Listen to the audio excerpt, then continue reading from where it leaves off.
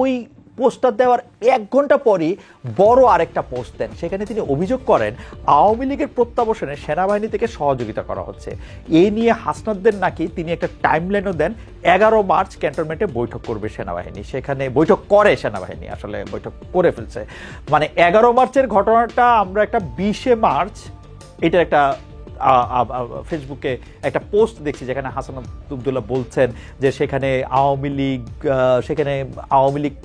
ছোট আওয়ামী লীগকে একটা শুদ্ধ বা একটা ভালো আওয়ামী লীগকে বাছাই করা হচ্ছে, সব মিলিয়ে অনেকগুলি বিরোধী দলের কথা বলা হচ্ছে সংসদ নির্বাচনে, সেটা মেনে নেওয়ার জন্য প্রস্তাব দেওয়া হচ্ছে, আসন কয়টা হবে না পাবে না পাবে সেটা নিয়ে কথা বলছে। তাহলে কি একটা সাজানো ছক করা নির্বাচন হতে চলতেছে? হাসান আব্দুল্লাহ যেহেতু বলতেছেন তাই তা নিয়ে আরও ব্যাখ্যা দেওয়া উচিত।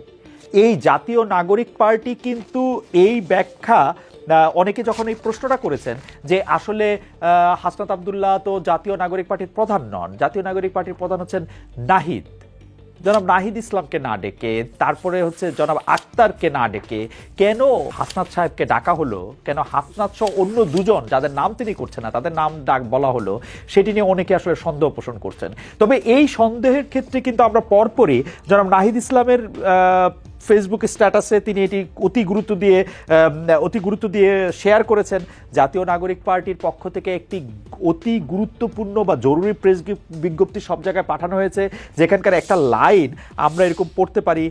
তিনি ডক্টর মোহাম্মদ ইউনূসকে উদ্দেশ্য করে বলতেছেন, সম্প্রতি অন্তর্বর্তীকালীন সরকারের প্রধান উপদেষ্টা মন্তব্য করেছেন আওয়ামী লীগ নিষিদ্ধের কোনো পরিকল্পনা সরকারের নেই।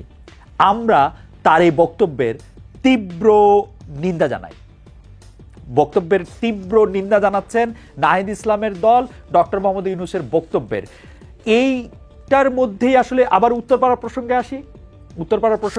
উত্তরপাড়াতে ক্যান্টনমেন্টে ডেকে জেনারেল ওয়াকারুজ্জামান নাকি তাদেরকে বলতেছেন ওই যে আপনারা কয়টা আসন নেবেন, আওয়ামী লীগকে আসবে, আওয়ামী লীগ শেখ পরিবার বাদ দিয়ে অনেকটা ভালো পরিবার হয়ে আসবে, ভালো একটা রাজনৈতিক দল হয়ে আসবে, সেইটার ক্ষেত্রে আপনারা কেন মানা করতেছেন, আপনাদের অভিজ্ঞতা নাই, ইত্যাদি ইত্যাদি ইত্যাদি। এটা কি সত্যি বিশ্বাস্য? জেনারেল ওয়াকার, আপনার কিন্তু এটা ব্যাখ্যা দিতে হবে, আপনি কিন্তু এটা ব্যাখ্যা দিবেন, কিন্তু আপনি সত্যি সত্যি এই আসন্ন জাতীয় নির্বাচন, আওয়ামী লীগ আসবে কি আসবে না, এগুলো আপনি এখানে বসে বসে ঠিক করতেছেন কিনা, এটা কিন্তু আপনার ব্যাখ্যা দিতে হবে। আপনার কিন্তু মনে থাকবে, আপনি যদি এটা ভালোর কারণেও করে থাকেন, আপনি যদি কারো ভালো করার জন্য এটা করে থাকেন, তবুও কিন্তু আপনি এটার ব্যাখ্যা দিবেন। এটার ব্যাখ্যা আপনি আজকে বর্তমানের খাতিরে দিবেন, যেই অতীত, যেই জুলাই আগস্টের রক্তের উপর দাঁড়া হয়ে এই নতুন বন্দোবস্ত আসছে, নতুন সরকার আসছে, সেই খাতিরে দিবেন। যেই ভবিষ্যতের দিকে আমরা তাকায় আসি, সেই ভবিষ্যতের খাতিরেও আপনি কিন্তু এই ব্যাখ্যা দিবেন। আপনি ব্যাখ্যা দিবেন জেনারেল ওয়াকার, যে আপনি আসলে বাংলাদেশের রাজনীতিতে কারা পরবর্তী সময় ক্ষমতায় আসবে কি আসবে না তা আপনি এখানে বসে বসে ঠিক করতেছেন কিনা। আপনি কিন্তু ব্যাখ্যা দিবেন আপনি একটি ভালো আওয়ামী লীগের এখানে পুনর্বাসন হোক সেটার ঠিকাদারি নিছেন কিনা। আপনি কিন্তু এটা ব্যাখ্যা দিবেন। জেনারেল ওয়াকারুজ্জামান আপনার একজন পূর্বসূরি ছিলেন, তার নাম জেনারেল মঈনুদ্দিন। জেনারেল মঈনুদ্দিনও কিন্তু দেশের ভালো করতে গেছিলেন, অন্তত তার বই খাতা পড়ে এরকমই মনে হয়।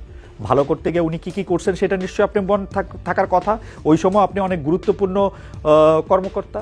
কিন্তু আমি আপনার কাছ থেকে এটার ব্যাখ্যা চাই। আপনি কিন্তু সব বিষয়ে কিন্তু আপনার অবস্থান পরিষ্কার করেন, আপনি কিন্তু কথা বলেন, আমাদের সাথে কথা না বলতে পারেন। আপনার কি বলে জানি, আপনার এটাকে জানি কি বলে, আইএসপিআর দিয়ে আপনি জানাবেন জনাব হাসনাত আব্দুল্লাহ এটা ঠিক বলছে কি ঠিক বলে নাই, আপনারা হাসনাত আব্দুল্লাহকে ডাইকা নিয়ে এগুলি বলতেছেন কিনা এটা জানাবেন, ঠিক আছে?